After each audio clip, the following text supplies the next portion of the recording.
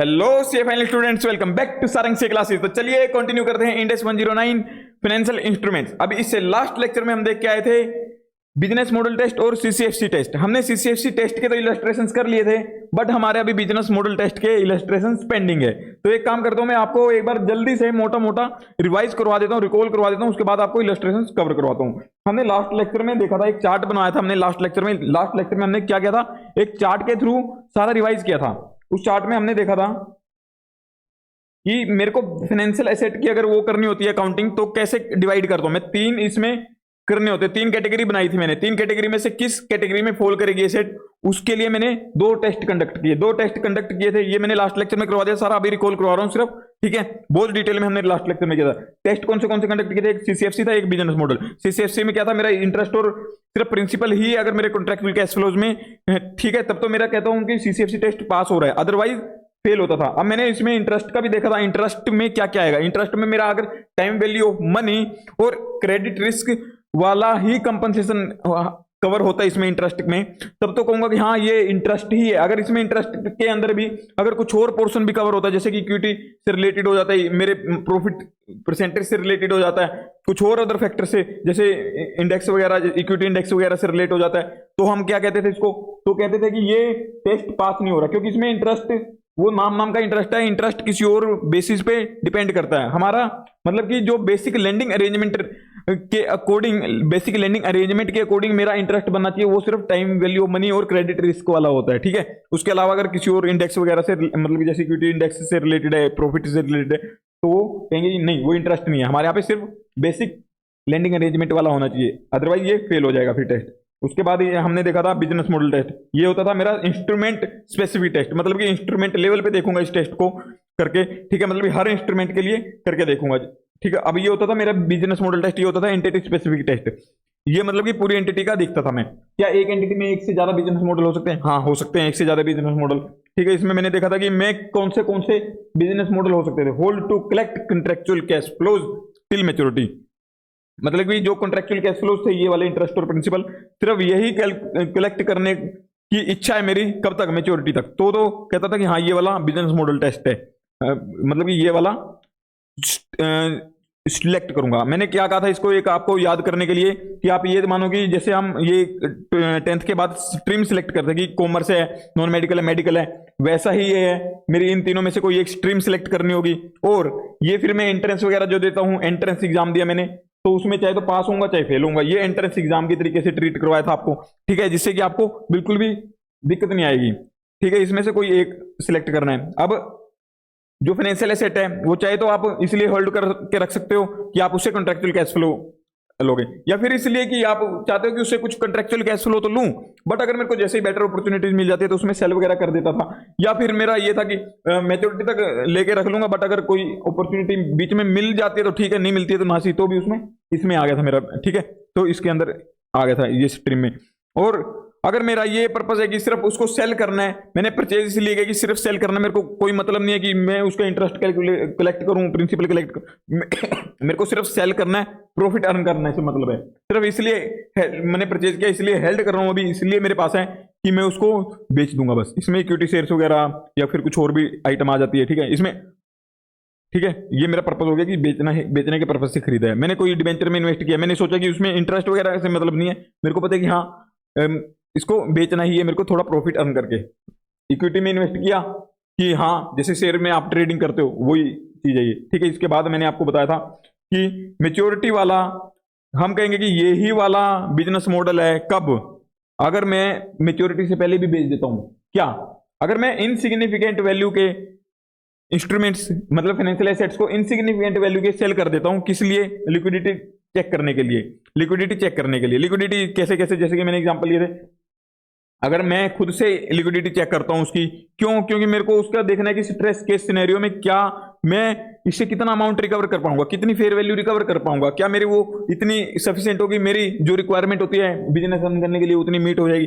तो वैसे कुछ टेस्ट करने के लिए, लिक्विडिटी चेक करने के लिए, उसकी फेयर वैल्यू कितना रिकवर हो पाएगी वो चेक करने के लिए। और एक रेगुलेटरी या थर्ड पार्टी ने कहा है कि लिक्विडिटी चेक करके बताओ, अदरवाइज वो, मैंने बैंक का एग्जाम्पल लिया था कि वो कहता था कि आपको लिक्विडिटी करके चेक बतानी होगी, अदरवाइज मैं तुमको लोन नहीं देने वाला, ठीक है। तो मतलब कि हेल्ड टिल मेच्योरिटी, तो इसमें क्या है कि हाँ मेच्योरिटी तक हेल्ड किया माना जाएगा, बट ये इनसिग्निफिकेंट अमाउंट होना चाहिए। अब सिग्निफिकेंट है, चाहे रेगुलेटर ने कहा हो, चाहे खुद से किया हो, चाहे थर्ड पार्टी ने कहा हो, तो हम कहेंगे कि नहीं, ये हेल्ड टिल मेच्योरिटी वाला मीट नहीं करता, ये हेल्ड टिल मेच्योरिटी वाला नहीं है, हेल्ड एंड सेल वाला हो जाएगा फिर ये केस। और अगर स्ट्रेस सिनेरियो में मैं बेच देता हूं, सिग्निफिकेंट या इनसिग्निफिकेंट कोई भी सिग्निफिकेंट अमाउंट की भी अगर फाइनेंशियल एसेट सेल कर देता हूं, तब भी मैं कहूंगा कि हाँ ये हेल्ड टिल मेच्योरिटी ही माना जाएगा, ठीक है। ये क्योंकि एंटिटी स्पेसिफिक देखता हूं ना, मेरा वही एक आपको मैंने एग्जांपल भी समझाया था कि एक बिल्कुल शरीफ बंदा है, किसी से लड़ाई झगड़ा नहीं करता, ठीक है, बट कोई उसको इतना परेशान कर दिया कि उसने 2-4 गालियां दे दी, तो इसका मतलब ये थोड़ा कि वो गुंडा है, समझ रहे हो। ये स्ट्रेस सिनेरियो मतलब ऐसी कुछ सिचुएशन आ गई है उसके पास, स्ट्रेस सिनेरियो ऐसा क्रिएट हो गया था, मैंने सारा समझाया था अच्छे से। अब इसके क्या करते हैं, एग्जांपल्स वगैरह देखते हैं, इंटरेस्ट का मैंने बता दिया था ये, ठीक है। इसके एग्जांपल्स देखते हैं आपको, कौन से एग्जांपल, इलस्ट्रेशंस करते हैं। इलस्ट्रेशन, ये सेकंड ऐसे स्टडी मेटल की सेकंड यूनिट की फिफ्थ इलस्ट्रेशन, फिफ्थ और सिक्स्थ करते हैं पहले, ठीक है। सेकेंड यूनिट की फिफ्थ और सिक्स्थ, इसमें मल्टीपल यूनिट है ना, तो यही दिक्कत है।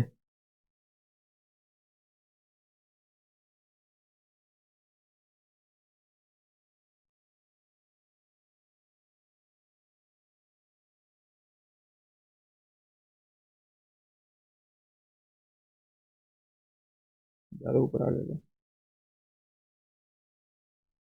ये पहुंच ही गया था। हाँ जी,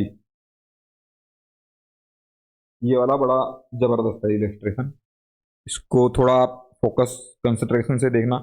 एक एंटिटी है जिसका एक बिजनेस मॉडल है with the objective of originating loans to customers and subsequently selling those loans to securitisation vehicle, ठीक है।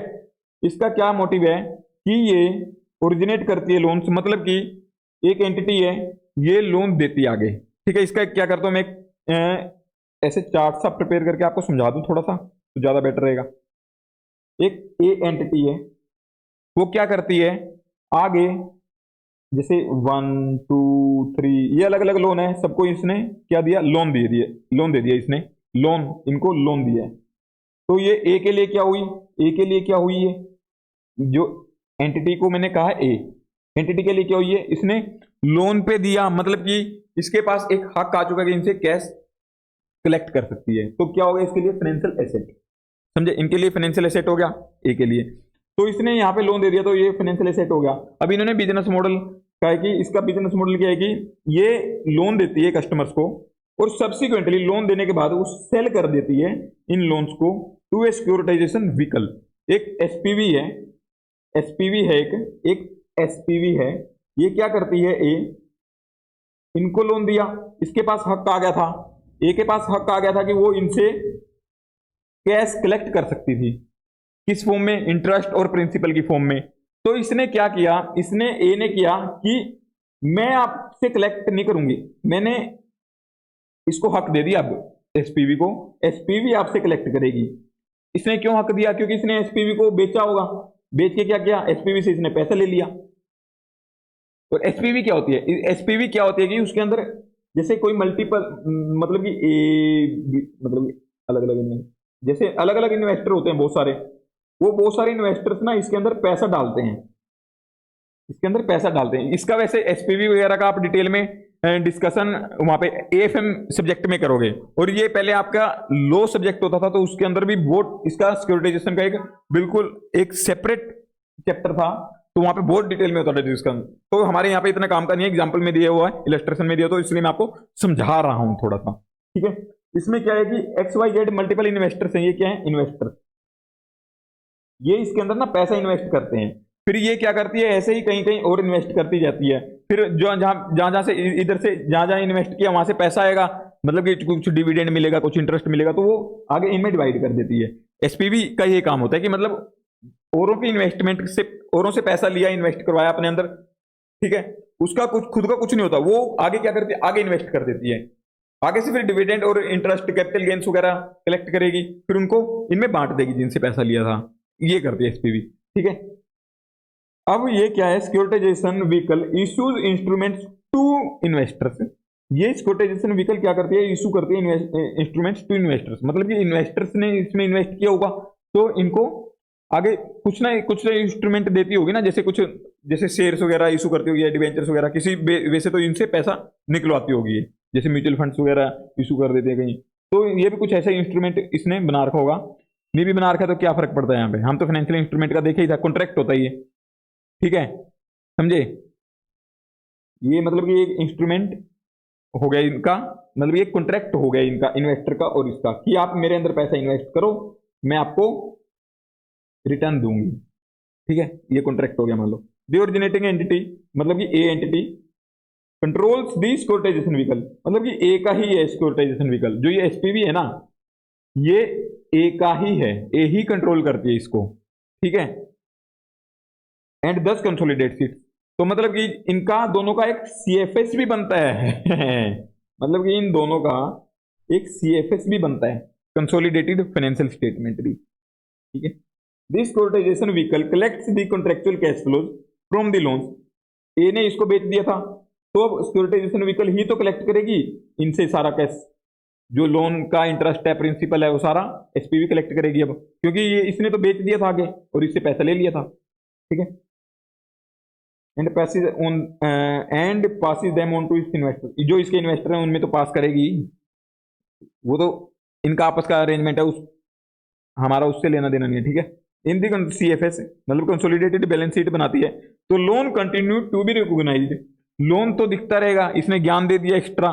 हम क्या करते हैं जब कंसोलिडेशन करते हैं तो हम इसको सारे को एक एंटिटी मान लेते हैं, जैसे मेरी वैसे तो अलग अलग दिख रही है, मैं कहता हूं कि ये सारी आपस में ग्रुप है इनका, इसको हम डिटेल में जब बिजनेस कॉम्बिनेशन और कंसोलिडेशन वाला चैप्टर करेंगे तो उसमें डिटेल में इसको देखेंगे। अभी मैं समझा देता हूँ कि जैसे मेरी मल्टीपल एंटिटीज होते हैं, जैसे कोई किसी की सब्सिडियरी, कोई किसी की पेरेंट है, ठीक है, तो उनका क्या करते हैं हम एक ग्रुप बना देते हैं, एक ग्रुप बना देते हैं।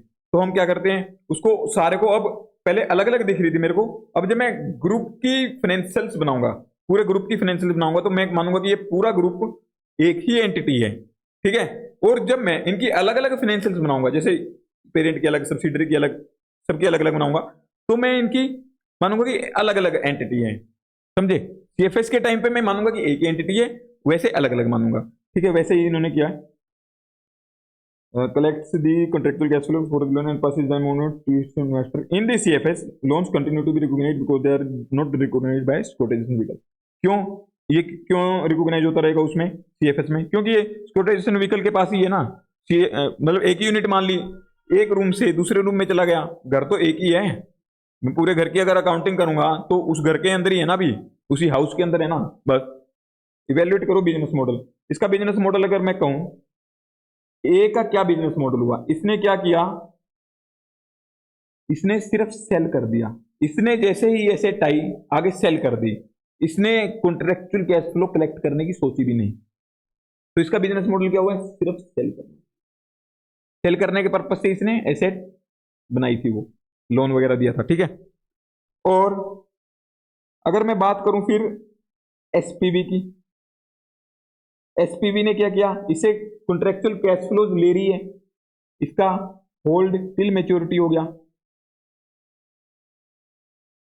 और मैं अगर सीएफएस की बात करूं कंप्लीट ग्रुप की, तो इसने होल्ड टिल मैच्योरिटी हो गया ये भी, क्योंकि ये मैच्योरिटी तक कैश फ्लोज लेगी इससे, इसने आगे बेचने की इसका मॉडल है ही नहीं, इसका hold till maturity, hold to collect cash flows till maturity, ठीक है। अब इसका आंसर देखते हैं, सीएफएस में होल्डिंग टू मैच्योरिटी, और सेपरेट में जब एक ही बना रहा था अकेली, जब एक ही की थी मैंने अकेली ए के लिए सेल था, जब मैंने पूरे ग्रुप का देखा तो होल्ड टिल मैच्योरिटी, और एसपीवी का देखा अकेला तो ये भी होल्ड टिल मैच्योरिटी था। इसका आपको लॉजिक समझ आ गया होगा। सेपरेट का ये कौन सी एंटिटी ओरिजिनेटिंग, मतलब ए एंटिटी जो इसका है, to collect cash flows through sale only, सिर्फ सेल करके, समझे। आई होप आपको क्लियर हो गया होगा। अगर आपको लेक्चर समझ आ रहे हैं ना, जल्दी से चैनल सब्सक्राइब कर लो अभी, और कमेंट और लाइक जरूर किया करो। आप लाइक और कमेंट करते हो तो और स्टूडेंट्स भी मोटिवेट होते हैं, उनको भी लगता है कि हाँ सर अच्छा पढ़ा रहे हैं। जब तक आप लाइक कमेंट नहीं करोगे ना, बाकी बच्चे आएंगे तो उनको पता नहीं लगता कि सर कैसा पढ़ाते हैं। इसलिए आप जरूर से लाइक कमेंट किया करो, फिर मेरे को भी मोटिवेशन मिलता है कि हाँ और ज्यादा मेहनत करूं आपके लिए। अभी तो जैसे सिर्फ आईसी मतलब कि अपने ये लेक्चर्स कर रहा हूँ, इसके बाद आरटीपी एमटीपी लेके आने के लिए भी, टेस्ट नॉलेज के क्वेश्चंस लेके आने के लिए भी मेरे को मोटिवेशन मिलेगा। इसलिए आप लाइक कमेंट शेयर अपने दोस्तों के साथ भी शेयर किया करो जिनको फाइनेंशियल रिपोर्टिंग करनी है। ठीक है, फिफ्थ हो गया मेरा। अब सिक्स्थ और कर देते हैं, ये सिक्स्थ भी साथ साथ में निपटा देते हैं। इस पे इस इलस्ट्रेशन पे ज्यादा टाइम इसलिए लग गया क्योंकि ये थोड़ा सा टिपिकल था, इसलिए ज्यादा लगा दिया। बाकी अदरवाइज आपको पता है कि जो ज्यादा डिफिकल्ट नहीं होते उनके ऊपर तो हम यूं यूं भगाते हैं उनको। A financial institution holds financial assets to meet liquidity needs in a stress case scenario. ये स्ट्रेस केस सिनेरियो की बात करते हैं, stress case. Example a run on bank deposit. ठीक है, वो स्ट्रेस के सिनेरियो की मतलब इसके पास पैसे की दिक्कत आ गई है तो ये उस केस में सेल भी कर देता है, ऐसे करके कुछ होल्ड्स। ये होल्ड करता है फाइनेंशियल स्टेटमेंट को, किस लिए? To meet liquidity needs, liquidity needs में मीट करेगा। ठीक है, इसलिए the entity does not anticipate selling these assets except in such scenario. Entity ने नहीं सोचा है कि इसका कोई इंटेंशन नहीं है कि उनको सेल करेगी एसेट्स को, जो एसेट ये होल्ड करती है, सिर्फ स्ट्रेस सिनेरियोज में सेल करती है। ठीक है, the entity monitors the credit quality of the financial assets. जो इस स्ट्रेस सिनेरियो में सेल करती है तो क्या इससे हेल्थ टिल मैच्योरिटी इंपैक्ट होगी? नहीं। तो भी हम कहेंगे कि हाँ हेल्थ टिल मैच्योरिटी है ये, इससे नो इंपैक्ट। और आगे, the entity monitors the credit quality of the financial assets and its objective in managing the financial assets is to collect the CCFC. The entity monitor the credit quality, मतलब credit risk को check करती रहती है कि क्या वो उसका कोई ऐसा तो नहीं है कि रिस्क की पैसा रिकवरी ही ना हो पाए, वो चेक करती रहती है हमेशा। ठीक है, तो इससे कोई इंपैक्ट पड़ेगा? नहीं, इससे भी इंपैक्ट नहीं आता कोई, क्रेडिट क्वालिटी से भी कोई नो इंपैक्ट। तो भी उसको हेल्थी मैच्योरिटी ही मानेंगे कि healthy maturity to collect cash flows.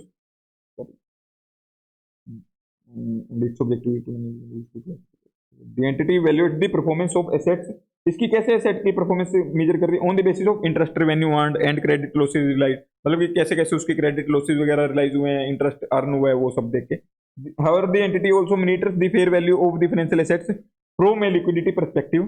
Entity क्या करती है? मॉनिटर करती है फेयर वैल्यू को फाइनेंशियल एसेट्स की from a liquidity perspective to ensure that the cash amount that would be realized if the entity need to sell the asset in a stress case scenario।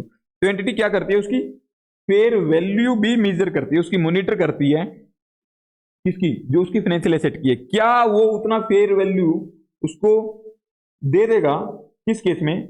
Assets from a liquidity perspective, क्या वो उतना encash कर सकती है? क्या उसको जब बेचेगी क्या उसको इतना पैसा मिल जाएगा? ठीक है, to ensure that the cash amount that would be realized if the entity needs to sell the assets in a stress condition would be sufficient to meet the entity's liquidity need। मतलब जितना cash उसको चाहिए entity को, क्या उतना इसको बेच के मैं रियलाइज कर सकती हूँ? क्या उतना लिक्विडिटी है इसमें? ठीक है, ये चेक करने के लिए वो करती है तो कर सकती है। हमने तो उसमें देखी थी, एक्सेप्शन देखी थी, नीचे वो लेके आया था ऊपर से नीचे तक। उसमें मेरे एक स्ट्रेस के सिनेरियो था, एक इनसिग्निफिकेंट अमाउंट था, एक सिग्निफिकेंट अमाउंट था, समझ रहे हो? वही तो ये लिक्विडिटी वगैरह चेक करने के लिए कर रही है, खुद से एंटिटी कर सकती है। कौन से? ये स्ट्रेस केस के लिए भी, स्ट्रेस केस में अगर जरूरत पड़ेगी उसको सेल करने की तो वो कर सकती है ऐसा, तो नो इम्पैक्ट। अभी तक तो क्या है, हेल्थ टिल मैच्योरिटी चल रही है, जितने अभी इसका बिजनेस मॉडल जितने भी देखे would be sufficient to periodically the entity makes sales that are insignificant in value to demonstrate liquidity। तो एंटिटी क्या करती है? सेल कर देती है, make sale that are insignificant, जो कि इनसिग्निफिकेंट किस लिए करती है सेल? ये इसके लिक्विडिटी चेक करने के लिए, स्ट्रेस के सिनेरियो में क्या वो कैश रियलाइज कर पाएगी उतना जितना उसकी रिक्वायरमेंट होती है स्ट्रेस के सिनेरियो में। तो इससे कोई इंपैक्ट नहीं पड़ता, मैंने देखा था सारे एक्सेप्शन से। तो इसको हेल्ड टिल मैच्योरिटी कह देंगे, इसका बिजनेस मॉडल है, क्योंकि इसका अदरवाइज तो कोई सेल करने का इरादा है नहीं।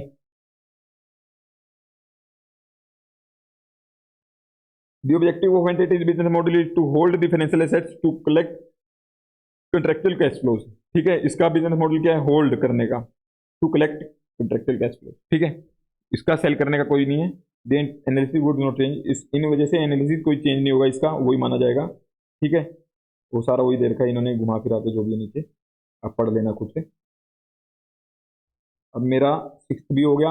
अब मेरे को 12th 13th और 19th इलस्ट्रेशन भी करनी है। 12th 13th और 19th।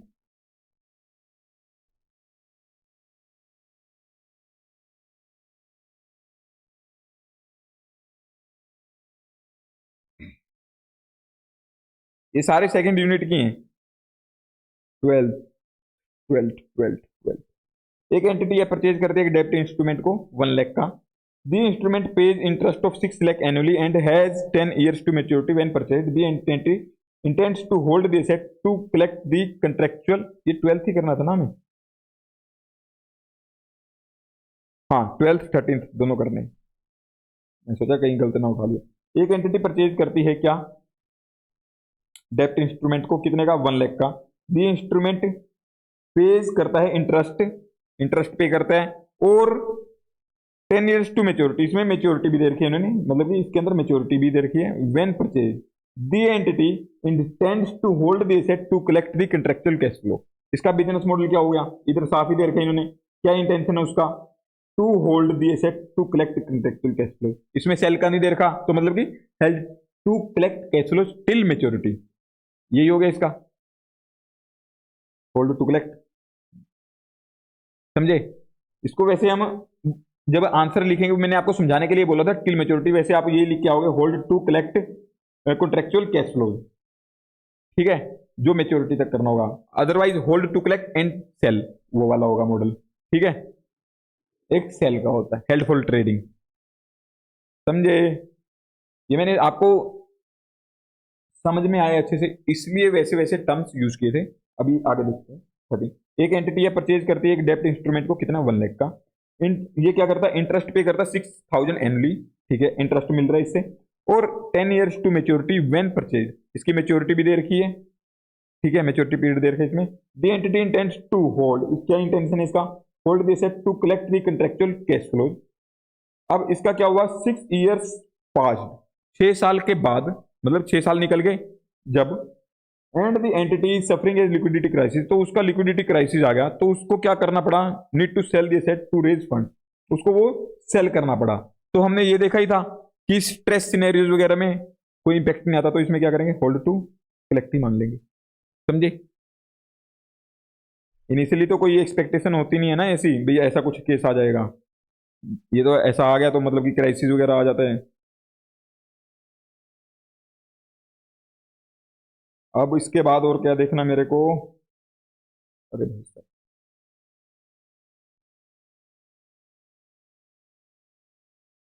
मेरा 12th हो गया, 13th हो गया, 19th और करना भी। पता नहीं ये क्यों भाग रहे हैं यार,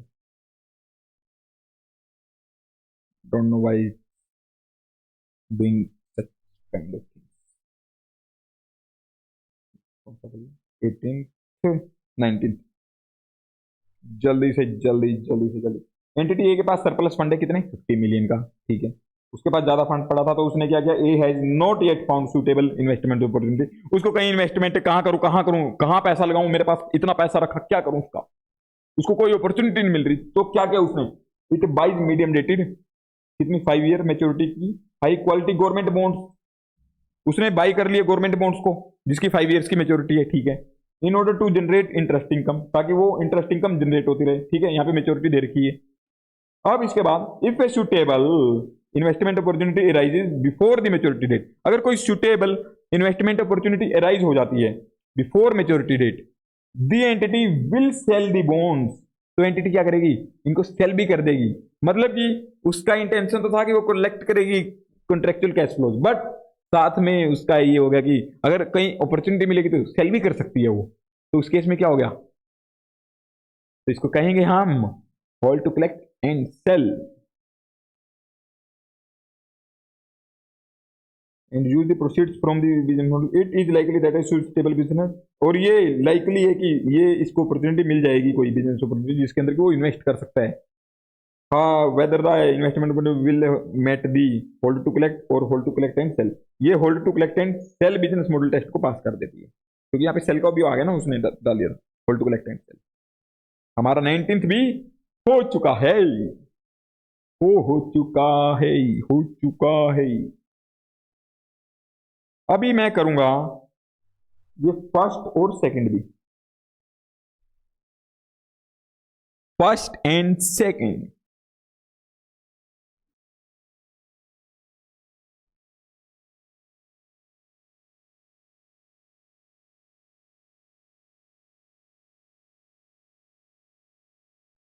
N entity holds investments to collect their contract, इसका पेज नंबर देख लो आप एक बार, कहाँ गया, 11.32। An entity holds investments to collect their contractual cash flows. The funding needs of the entity are predictable. एक एंटिटी होल्ड करती है investment to collect their contractual cash flow, मतलब उसका इसलिए होल्ड करती है कि वो कलेक्ट करेगी कंट्रेक्चुअल कैश फ्लोज को, जो फंडिंग नीड्स हैं एंटिटी की वो प्रिडिक्ट कर सकते हैं, ठीक है, कि फंडिंग नीड प्रिडिक्टेबल है, and the maturity of its financial assets is matched to the entity's estimated funding need. तो मतलब कि ये मैच्योर, जो इसके पास इन्वेस्टमेंट जहां जहां की हुई है वो मैच्योर जब ही हो रही है जब उसको पैसे की जरूरत है, ठीक है, मतलब कि मैच्योरिटी डेट जैसे ही मैच्योर होगा, रिडीम हो जाएगा, पैसा आ जाएगा इसके पास, तो तभी उसको जहां पे भी इन्वेस्टमेंट करने, मतलब जो भी इसकी फंडिंग नीड्स है, जहां जब इसको फंड्स की रिक्वायरमेंट है तभी उसकी मैच्योरिटी भी हो रही है, तो मतलब कि पहले सेल करने का लॉजिक नहीं बनता इसका। तो ये क्या करेगा, होल्ड टिल मैच्योरिटी तक रखेगा इसके अकॉर्डिंग अभी तक। तो the entity performs credit risk management activities with the objective of minimising credit losses. तो ये क्या क्रेडिट रिस्क मैनेजमेंट एक्टिविटीज करती रहती है, करती रहे भाई, हमने कहा है, कोई नहीं मना किया ना। In the past cells have typically occurred when the financial assets credit risk has increase. जो पास्ट में इनका क्या हुआ था कि सेल्स वगैरह इनकी अक्कर हो चुकी हैं कुछ, किस केस में, जब क्रेडिट रिस्क इंक्रीज हो जाता है, such that the assets no longer meet the credit criteria specified in the entity's documented investment policy। मतलब कि एंटिटी का कुछ एक पॉलिसी बनाई हुई है कि इतना क्रेडिट रिस्क रहेगा तब तक तो हम इन्वेस्ट करके रखेंगे, उसके उससे ज्यादा हो जाएगा अगर क्रेडिट रिस्क तो हम इसको सेल कर देंगे। मेरे को पता लगेगा कि हाँ यार इतना पैसा मैं बियर कर सकता हूँ कि इतना रिकवर ना भी हो, उससे ज्यादा मेरे को लगता है कि रिकवर नहीं हो पाएगा, तो आज ही सेल कर दो, ठीक है। ऐसी ऐसी सेल्स हो चुकी हैं पास्ट में। In addition infrequent sales have occurred as a result of unanticipated funding needs. इसमें मैंने आपको जैसे वो काफी मैंने बताए थे आपको, उसमें शायद एक क्रेडिट वाला नहीं बता पाया था मैं आपको, उसमें क्रेडिट वाला भी आएगा एक, कि जब मैं क्रेडिट रिस्क की वजह से मेरा क्रेडिट पॉलिसी है, जो मेरा एक इन्वेस्ट मतलब एंटिटी की पॉलिसी है, उसमें एक क्रेडिट रिस्क मेंशन किया हुआ कि अगर उससे ज्यादा हो जाता है तो मैं सेल कर देता हूं, ठीक है। तो क्या उससे इंपैक्ट आएगा मेरा बिजनेस मॉडल पे? नहीं, उससे भी इंपैक्ट नहीं आएगा भाई। अपना पैसा तो सबको प्यारा लगता है यार, उसको बचाओगे तो। अगर क्रेडिट उसका बहुत ज्यादा बढ़ गया है जितना आपकी एंटिटी की पॉलिसी अलाउ नहीं करती है, तो आप उसको सेल कर सकते हो, तो no issue. In addition, infrequent sales have occurred as a result of anticipated funding. Reports to key management personnel focus on the credit quality of the financial assets and contractual return. The entity also monitors fair value of financial assets among other information. Evaluate करो business model. इसका क्या business model है? इसका hold till maturity रहेगा, credit की वजह से credit risk increase होने की वजह से सेल कर दे तो इंपैक्ट नहीं आता, ठीक है। तो इसका मॉडल क्या है, held till maturity, help to collect contractual cash flows till maturity वाला। एंटिटी को hold in order to collect the contractual cash flows, ठीक है।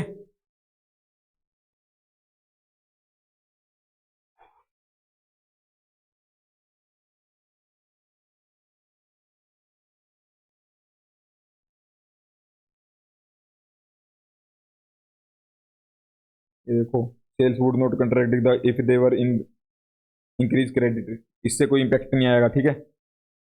Infrequent sales resulting from anticipated funding needs, मतलब स्ट्रेस के सिनेरियो में, ये सारे वही दे रखे हैं यार एग्जांपल्स हैं जो भी है।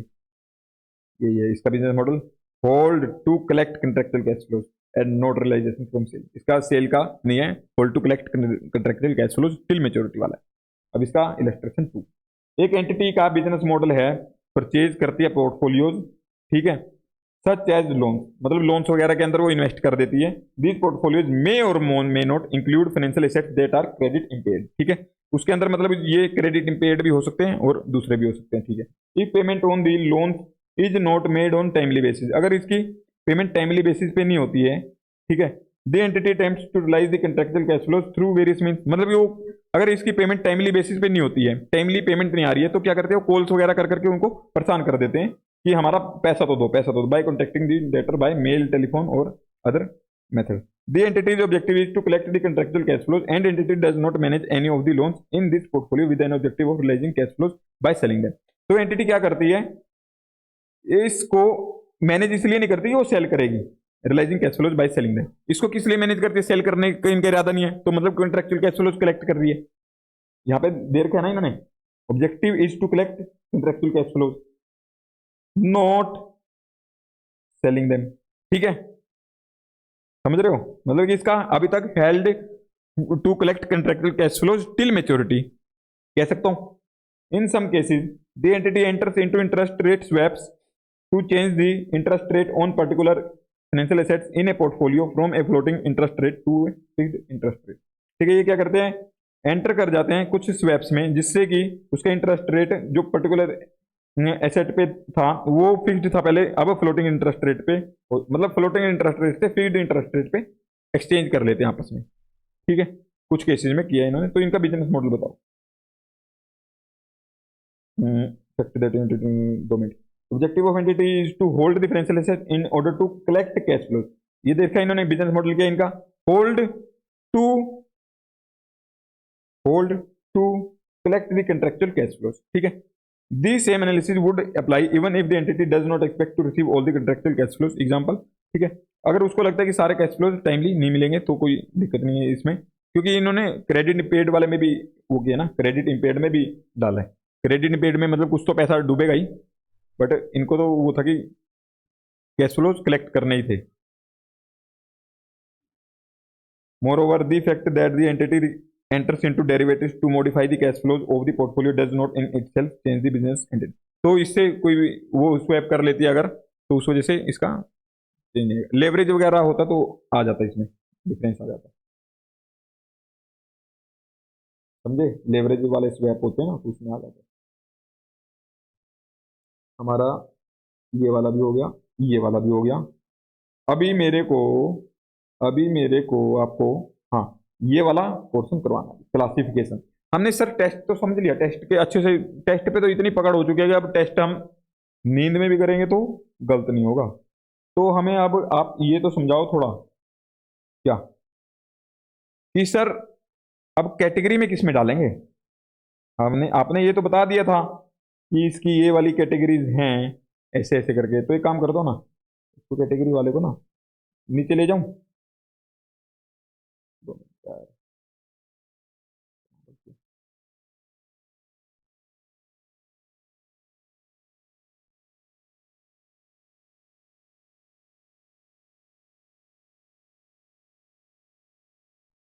हाँ जी, ठीक है, मेरी ये 3 कैटेगरी हैं।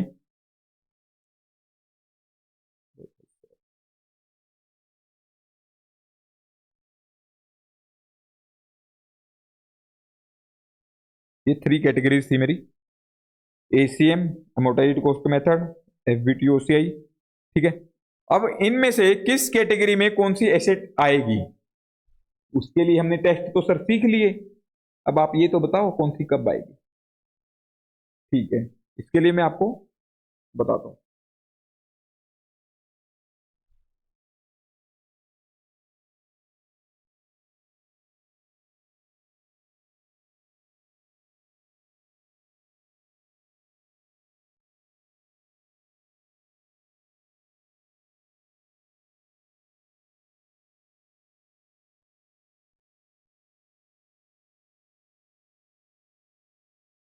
अगर मेरा बिजनेस मॉडल है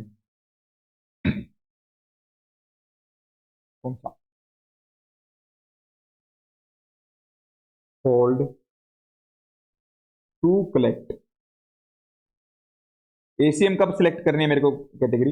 एसीएम के अंदर मतलब एमोर्टाइज्ड कॉस्ट मेथड के अंदर कब क्लासिफाई होगी वो एसेट? जब इसका बिजनेस मॉडल होगा hold to collect contractual cash flows and till maturity,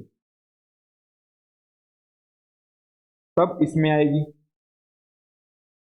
समझ रहे हो? और जब मेरा S B T O C I में कब आएगी? जब इसमें होल्ड, मैं ना एक काम करता हूँ यार, बहुत वो हो गया ना, इसको थोड़ा सा बड़ा करके लिखता हूँ, मैं ज़्यादा वो स्पेस ले रहा है।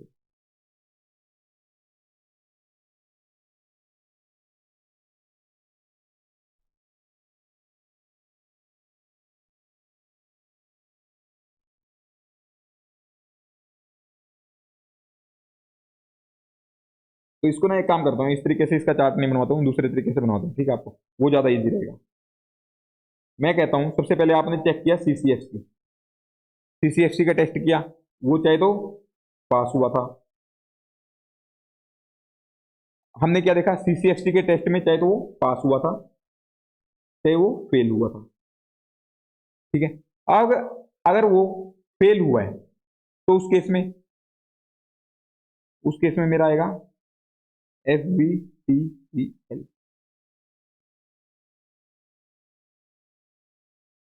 अगर वो पास हुआ है तो इसमें मैं अलग अलग मॉडल देखूंगा।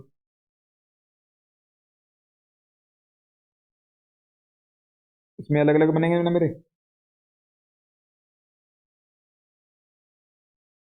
सीसीएफसी अगर मेरा पास हो गया है तो उसमें मेरे कौन से थे? Hold to collect contractual cash flow till maturity, और एक में था मेरा hold to collect and held to collect contractual cash flows and sale before maturity, ठीक है? तो सेल करूंगा बिफोर मेच्योरिटी। और एक था मेरा कौन सा? सिर्फ सेल करने के पर्पज से, मतलब कि या इसको कह सकता हूं मैं हेल्ड फॉर ट्रेडिंग।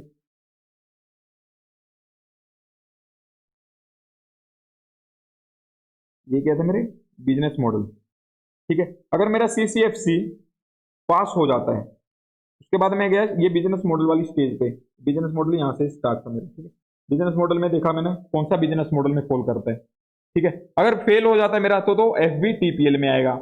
और अगर ये पास हो जाता है तो मैंने देखा ये 3 टेस्ट देखे थे, 3 वो देखे थे मैंने बिजनेस मॉडल, कौन से बिजनेस मॉडल में आएगा अगर पास हो जाता है। और इसमें बिजनेस मॉडल इसका फॉल करता है ये वाला, ठीक है? तो इसमें मैं कौन सा मेथड, कौन से उसमें क्लासीफाई करूंगा? इसमें अमोर्टाइज्ड कॉस्ट मेथड में क्लासीफाई कर दूंगा, तो एसीएम के अकॉर्डिंग उसकी अकाउंटिंग हो जाएगी फिर।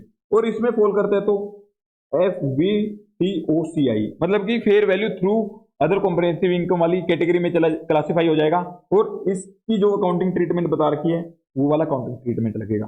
और अगर और अगर अगर अगर अगर मेरा हेल्ड फॉर ट्रेडिंग है सिर्फ, तो उसमें F B T P L लगेगा, ठीक है? F B T P L लगेगा। अभी तक आप ये समझ चुके हो कि हमारा सबसे पहले देखा सीसीएफसी टेस्ट पास या फेल, अगर फेल है तब तो F B T P L ही लगेगा, ठीक है? और अगर ये है या ये, अब इसमें एक चीज और ऐड कर देता हूं मैं, यहां पे इसको स्पेशल ग्रीन कलर से लिखता हूं मैं, note covered in any of the above, ठीक है? नोट कवर्ड इन एनी, ठीक है? एनी ऑफ टू, मतलब कि अगर कोई ऐसी एसेट है जो इनमें कवर नहीं हुई है, ठीक है? ना एसीएम में ना एफवीटीओसीआई में कवर हुई, तो उसको क्या करेंगे? हम एफवीटीपीएल में लगा देंगे, मतलब उसका क्लासिफिकेशन कहां करेंगे? एफवीटीपीएल में। समझे? आई होप आपको क्लियर हो गई होंगी चीजें। हमने कैसे क्लासिफाई किया, बिल्कुल इजी था, मैंने आपको बोला ही था। एक बार सीसीएफसी आपने देखा, फेल हो गया तो एफवीटीपीएल, अगर पास हुआ तो हम देखेंगे कि ये वाला बिजनेस मॉडल है उस सेट का, एसेट का नहीं, एंटिटी वाइज देखते हैं हम, वो एंटिटी का ग्रुप हो सकता है कि जिस ग्रुप में या जिस एंटिटी में फॉल करती है उसका बिजनेस मॉडल ये है, तो हम एसीएम की कैटेगरी में क्लासीफाई करेंगे। ये वाला है तो हम इसमें क्लासीफाई करेंगे, मतलब कि होल्ड टिल मेच्योरिटी है तो ACM, hold to collect and sale है तो एफवीटीओसीआई, और सेल का है तो एफवीटीपीएल। मैंने ये इसलिए लिखा क्योंकि मैंने आपको जहां पे भी लिखवाया था ये सेम लाइन वाइज था, और ऊपर ये वाले भी लाइन वाइज ही लिखवाए थे मैंने, ताकि आपको पता रहे कि हाँ लाइन वाइज ही रहेंगे मेरे, अगर पास हो जाता है तो। और फेल हो जाता है तो आपको पता ही है इसमें एफवीटीपीएल में जाएगा। और अभी रुको, अभी खत्म नहीं हुआ है। अभी मैं अगर कहूं कहूं कहूं इसके अंदर ना मेरा एक ऑप्शन दिया होता है, किसमें, इसमें, इस वाले मॉडल में एक ऑप्शन दिया होता है। क्या ऑप्शन होता है कि अगर मैंने कुछ इक्विटी शेयर्स में इन्वेस्ट किया हुआ है, इक्विटी शेयर्स में इन्वेस्ट कर रखा है, ठीक है, इक्विटी शेयर्स के अंदर इन्वेस्ट किया हुआ है, बट वो मेरा, मैं इसलिए हेल्ड नहीं करता कि not held for trading, not held for trading, तो इसको मैं क्लासिफाई कर सकता हूं एफवीटीओसीआई में। बट इस एफवीटीओसीआई और इस एफवीटीओसीआई में एक डिफरेंस रहेगा, वो जब हम आपको, मैं आपको आगे अकाउंटिंग सिखाऊंगा ना, उसमें पता लगेगा कि ये नोट रिक्लासिफाई होगा। यहाँ पे दिखा देता हूँ मैं आपको, यहाँ के नोट तो सारे बनाए हुए हैं मैंने, ये देखो कहाँ गया, ये देखो एक कैटेगरी इरिवोकेबल ऑप्शन है, ये इरिवोकेबल ऑप्शन है, मतलब कि एक बार इसमें आ गए तो आप इससे एफवीटीपीएल में नहीं जा सकते फिर, समझे। और ये रिक्लासिफाई भी नहीं होगा पी एंड एल में। यहाँ पे देखो, अभी आपको समझ नहीं आएगा कुछ भी, मैं आपको वैसे दिखा रहा हूँ। कहाँ गया, कहाँ गया भाई, कहाँ गया,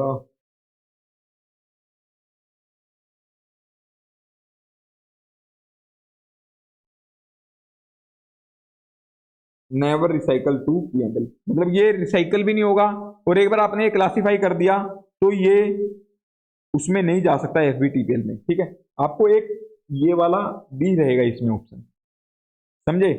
कि मतलब अभी तक मैं आपको अगर समझाऊं कि कैसे क्लासिफिकेशन होगा, सीसीएफसी टेस्ट फेल होता है तो एफवीटीपीएल, अगर पास होते हैं तो आप इसमें फेल वाले में भी तो लेके आओगे ना, ये यहाँ पे एक और तीर लगा दो, इस साइड से भी लगा दो, इस साइड से भी लगा दो, ये सेम ही चीज रहेगी, चाहे फेल हो चाहे पास हो। एफवीटीपीएल में चाहे फेल हो चाहे पास हो, आपको अगर मैं लॉजिकली बताऊं, चाहे फेल हो चाहे पास हो, एफवीटीपीएल में जाएगी, समझ रहे हो। फेल में तो सारी की सारी चली जाएंगी, फेल में चाहे मेरा बिजनेस मॉडल ये वाला हो, बट ये सीसीएफटी टेस्ट फेल हो गया तो इसमें चली जाएगी। इसको अगर मैं दूसरे वे में एक चार्ट और बनवाऊं तो मैं कह सकता हूं ना कि अगर मेरा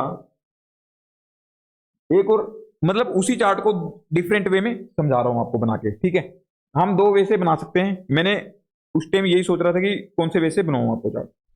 hold to collect contractual cash flow till maturity, मैं बिजनेस मॉडल्स लिख रहा हूं एक बार, यहाँ पे बिजनेस मॉडल्स लिख रहा हूं यहाँ पे सारे।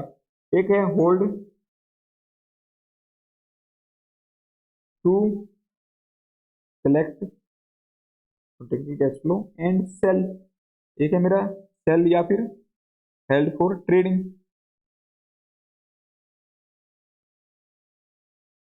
ठीक है। अब इसमें मैं अगर बाइफरकेशन करूं, चाहे तो सीसीएफसी टेस्ट पास, ऐसा नहीं, ऐसे लिखूंगा, हम्म, हाँ ऐसे लिख देता हूँ, सही था सही था। सीसीएफसी पास हो जाता है, अगर सीसीएफसी टेस्ट पास हो जाता है, एक में सीसीएफसी टेस्ट फेल हो जाता है, एक में सीसीएफसी टेस्ट पास, एक में सीसीएफसी फेल। इसमें इसमें तो कुछ फर्क ही नहीं पड़ता, फेल हो पास हो, समझ रहे हो, दोनों में सेम ही रहेगा इसमें। तो अगर इसमें मैं कहता हूँ पास हो गया तो अमोर्टाइज पोस्ट मेथड लगेगा, अगर फेल हो गया तो F B T P L. इसमें अगर पास हो गया तो FVTOCI, और इसमें फेल हो गया तो FVTPL। ठीक है, मतलब कि hold to collect till maturity, अगर CCFC फेल हो जाता है तो FVTPL में चला जाएगा, और ये वाला अगर फेल हो जाता है तो ये FVTPL में चला जाएगा। ठीक है, दोनों FVTPL में चले जाएंगे अगर फेल होते हैं तो, चाहे बिजनेस मॉडल कोई भी उसका, क्योंकि CCFC तो मेरा इंस्ट्रूमेंट वाइज होता है ना, ये वेरी करते हैं हर बार, समझे। और इसमें तो चाहे फेल हो चाहे पास हो, ये तो FVTPL ही जाएगा। इसके अंदर वो एक इरिवोकेबल ऑप्शन है आपके पास, कि अगर आपने इक्विटी में इन्वेस्ट किया हुआ है और वो नॉट हेल्ड फॉर ट्रेडिंग है, तो आप उसको FVTOCI में क्लासीफाई कर सकते हो, समझे। तो आप इनमें से जो भी आपको टेबल ये वाली अच्छी लगे वो वाली फॉलो कर लेना, जो आपको अच्छा लगे वो करना। ठीक है, चाहे ये वाली अच्छी लगे ये वाली मान रेफर कर लेना, ये अच्छी लगे ये वाली रेफर कर लेना। ठीक है, नो डिफरेंस।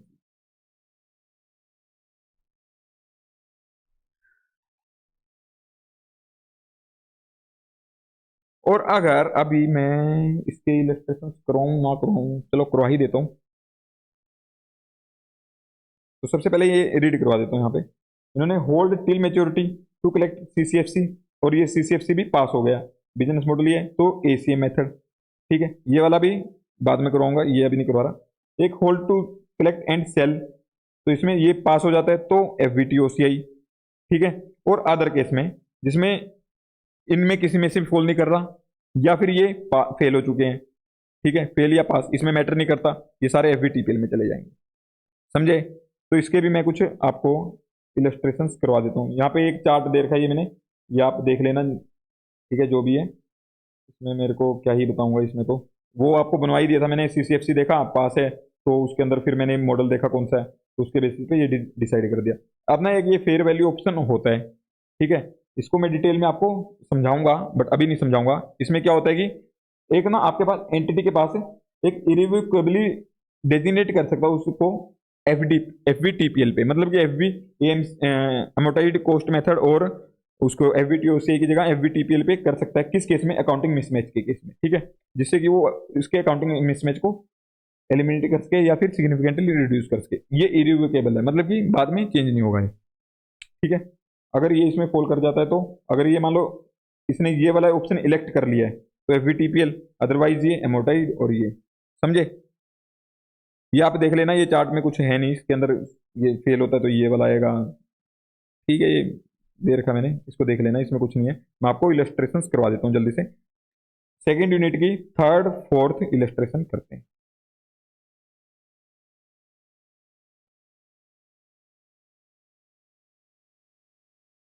हाँ जी, ये निकली हुई है। एंटिटी बी सेल करता है गुड्स को कस्टमर्स को क्रेडिट पे।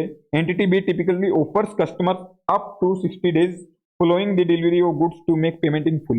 मतलब कि एंटिटी बी क्या करती है, उसको क्रेडिट पीरियड देती है कितना, 60 डेज का। ठीक है, वो एंटिटी बी सेल करती है कस्टमर्स को ऑन क्रेडिट, मतलब कि ट्रेड रिसीवेबल्स का केस हो गया ये। ठीक है जी, entity B collects cash in accordance with the contractual cash flows of trade receivables and has no intention to dispose of the receivables. मतलब कि उसका कोई इंटेंशन नहीं है कि डिस्पोज ऑफ कर दे, मतलब कि सेल कर दे किसी को, वो ऐसा इसका इंटेंशन नहीं है, तो वो कलेक्ट करेगी इसका जो कॉन्ट्रेक्चुअल कैश फ्लोज होगा। जैसे कि क्रेडिट पीरियड तक वो दे देता तो ठीक है, वो जितना उसका अमाउंट था जितने में आपने बेचा था वो मिल जाएगा। और अगर उससे डिले करता है तो इंटरेस्ट वगैरह का भी प्रोविजन होता है। ठीक है, क्योंकि क्रेडिट पीरियड का यही मतलब होता है ना, क्रेडिट पीरियड दिया होता तो इस केस में क्या हो गया, मेरा मेच्योरिटी दे रखी है 60 डेज, उसके बाद अगर नहीं देगा तो इंटरेस्ट भी आएगा। ठीक है, तो इस केस में क्या हो गया मेरा business model, hold to collect cash flows till maturity, hold to collect cash flows from traditional and before traditional material business definition for the purpose of plus. ये AMC वाला मॉडल लग जाएगा, क्योंकि इसमें CCFC मीट कर रहा है। ठीक है, CCFC मीट हो गया, और बिजनेस मॉडल कौन सा, hold to collect till maturity, समझे। उसका मतलब कि सेल करने का पर्पज नहीं है ना पहले, समझ रहे हो। अब एक्सप्रेशन 4, एक एंटिटी है जो एंटिसिपेट करती है capital expenditure in few years, जो एंटिसिपेट करती है कि कुछ कैपिटल एक्सपेंडिचर उसको फ्यू ईयर्स में करना होगा। The entity invests its axis cash in short and long term financial asset. तो क्या करती है एंटिटी, कुछ शॉर्ट और लॉन्ग टर्म इन्वेस्टमेंट्स में पैसा लगा देती है, ठीक है, एक्सेस कैश को in long term assets so that it can fund the expenditure when the need arises. जिससे कि क्या है कि जब उसके फंड्स चाहिए होंगे एक्सपेंडिचर करने के लिए तो उनको सेल करके लगा सकती है, ठीक है, when the need arises. Many of the financial assets have contractual lives that exceed the entity's anticipated investment period, जो कि एंटिटी के एंटिसिपेटेड इन्वेस्टमेंट पीरियड से एक्सीड कर रही है, ठीक है, जो उनकी फाइनेंशियल एसेट्स की लीव्स है। The entity will hold financial assets to collect the cash contractual cash flows and when an opportunity arises. तो एंटिटी क्या करती है, होल्ड करती है फाइनेंशियल एसेट्स को to collect the contractual cash flows, to collect the contractual cash flows and when an opportunity arises वो sale भी कर देगी इन फाइनेंशियल एसेट्स को, ठीक है, जब उसके पास कोई अपॉर्चुनिटी आएगा। तो कौन सा होगा इसमें मॉडल, वही बिजनेस मॉडल पूछा ना नैनो, held to collect and sell to invest the cash in financial assets with higher return the manager responsible for the portfolio are remunerated. ये तो वो कहानी दे रखी है कि मैनेजर से रिस्पॉन्सिबल है उसके पोर्टफोलियो के को मतलब ओवरऑल रिटर्न ज्यादा आए उसके लिए, ठीक है। तो मतलब कि मैनेजर्स तो पूरा जोर लगा देंगे इसको, अगर उनको कोई अपॉर्चुनिटी मिलती है तो बेचो और इसमें इन्वेस्ट करो। तो मतलब कौन सा हो गया, help to collect and cell business model by collecting contractual cash flow and selling, ठीक है। अभी हम आगे देखते हैं,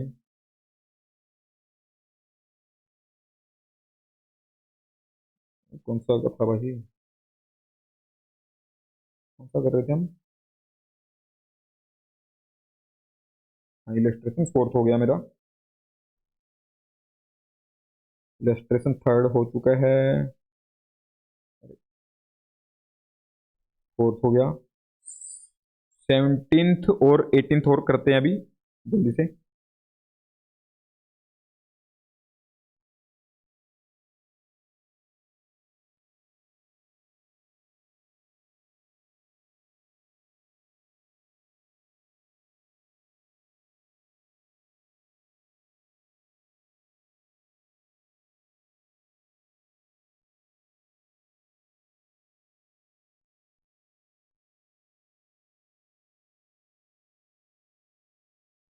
हाँ जी, ओहो पहुंच गया था फिर, ठीक है जी, चलो करते हैं start. H limited makes sale of goods to customers on credit, वो कस्टमर्स को गुड्स सेल करती है क्रेडिट पे, ठीक है, 60 डेज का इसने क्रेडिट पीरियड दिया, ठीक है, credit period. The customers are entitled to earn एक cash discount of 5% per annum if payment is made. अगर वो 60 दिन से पहले पेमेंट कर देता तो उसको डिस्काउंट दे देंगे हम 5% का। And an interest eight 12% is charge for any payment made after 60 days. 60 days के बाद पेमेंट करता है तो उसको इंटरेस्ट कलेक्ट करेंगे, ठीक है। Company does not have a policy of selling its debtors, उसकी पॉलिसी नहीं है कि उन डेटर्स को सेल कर दे। And holds them to collect contractual cash flow, और उनको हेल्ड करती है कॉन्ट्रेक्चुअल कैश फ्लोज कलेक्ट करने के लिए, ठीक है। तो इसका क्या मॉडल हो गया, साफ लिखा हुआ इन्होंने कि नोट सेल। तो इसमें ये क्या मतलब कि कैश भी यहाँ पे इंटरेस्ट भी कैलकुलेट कलेक्ट करेंगे अगर वो टाइमली पेमेंट नहीं करता है, और साथ में ये सेल करने का इनका मोटिव नहीं है, होल्ड किस लिए कर लें कि उससे जो कॉन्ट्रैक्ट के अकॉर्डिंग उसको जो पैसा मिलने वाला है वो मिलेगा इंटरेस्ट, और वो जो उसका पैसा लेना उससे प्रिंसिपल, ठीक है, यही है। Has contractual to receive cash from contractual right to receive cash flow from its customer, ठीक है। तो इसको अमोटाइज कॉस्ट मेथड पे करेंगे क्योंकि इसमें सीसीएफसी मेट हो गया, business model hold to collect वाला है, तो कौन सा आएगा, अमोटाइज कॉस्ट मेथड, समझे।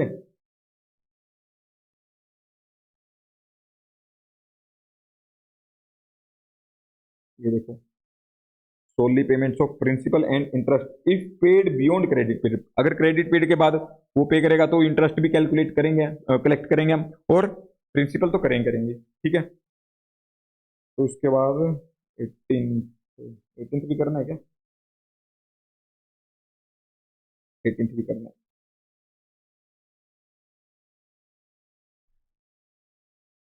A Limited has obtained the premises from B Limited on lease to carry on its business. The lease contract period is 5 years. इनका लीज कॉन्ट्रैक्ट का period दे रखा है 5 ईयर्स का, ठीक है। इसने ऑब्टेन की है प्रेमाइसिस को बी लिमिटेड से on lease to carry its business as per the lease agreement.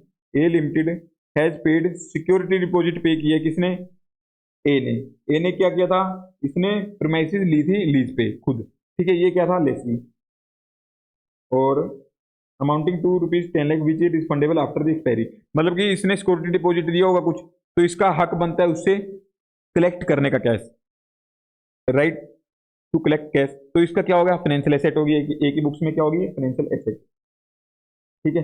और how would such deposits be treated in the books of A limited. A limited क्या करेगा, इसको फाइनेंशियल एसेट मानेगा, ठीक है। और इसकी जब हम ट्रीटमेंट करेंगे, आपको मैं बता देता हूं कि सिक्योरिटी डिपॉजिट का कैसे होता है।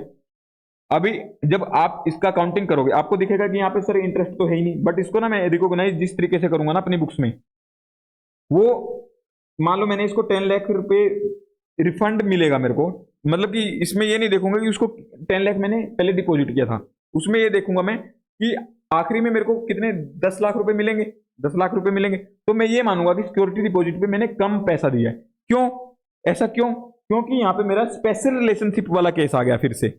जैसे कि हमने वो आपको सब्सिडरी वाला बताया था मैंने आपको, जैसे वैसे यहाँ पे लेसर लेसी का स्पेशल रिलेशनशिप वाला केस आ गया। ये लेसर लेसी स्पेशल रिलेशनशिप वाले केस में क्या होता है कि मैं 10 लाख रुपए पे तो जरूर किए आज, बट उसको मैं अपनी बुक्स में प्रिंसिपल प्रिंसिपल मैंने दिखाया था आपको, क्या होता था, फेयर वैल्यू, फेयर वैल्यू होती है।